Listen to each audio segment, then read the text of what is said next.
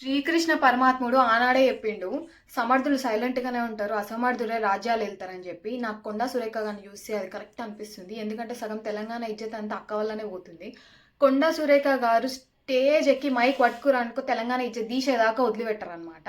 ఎందుకక్క వచ్చిరాని ఇంగ్లీషు.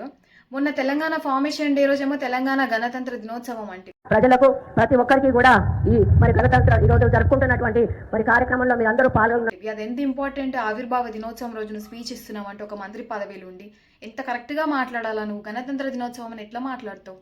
మొన్న miss world పోటీలలో కూడా తెలంగాణ జరూర్ అన్నదానికి నీకు వచ్చిన భాషలో చైనీస్ జపానీస్ మిక్స్ చేసి ఏదేదో అంటివి. తెలంగాణ ఆజాయే ఆజాయే some name was kept. I congratulate all of you and all the best. Telangana జరూర్ ఆనా ఏ హమారా సింబల్ హై. ఎందుకక్క ట్రోల్ మెటీరియల్ లాగా మన తెలంగాణ ఇజ్జత్ అంతా తీస్తున్నావు నువ్వు. నీకు ఇంగ్లీష్ రాకపోతే వదిలేసే. నీకు వచ్చిన మంచి మాతృభాష తెలుగులోనే మాట్లాడరాదు నువ్వు. ఎందుకు వచ్చిరాని ఇంగ్లీష్లో మాట్లాడాలా. నువ్వు ఇంగ్లీష్లోనే మాట్లాడాలనుకుంటే స్పోకెన్ ఇంగ్లీష్ క్లాసెస్కి పో. లేకపోతే నువ్వు స్పీచ్ ఇచ్చావు 2-3 రోజులు గట్టిగా నైట్ అవుట్లు చేసి మరి ప్రిపేర్ అయ్యి స్పీచ్ విని పిఆర్ టీం చెప్తా లేదా అక్క ఇజ్జత్ పోతుంది బయట అని. ఒకసారి 2 సార్లు అంటే అనుకోవచ్చు. ఎవ్రీ టైం నువ్వు స్టేజ్ ఎక్కి ఇజ్జత్ తీస్తున్నావు తెలంగాణ పరువు. I humbly request Konda Surekha గారు, please speak in your own mother tongue. ఇంగ్లీషే మాట్లాడాలంటే నేర్చుకొని మాట్లాడక్క ప్లీజ్. తెలంగాణ పరువు తీయక్కు.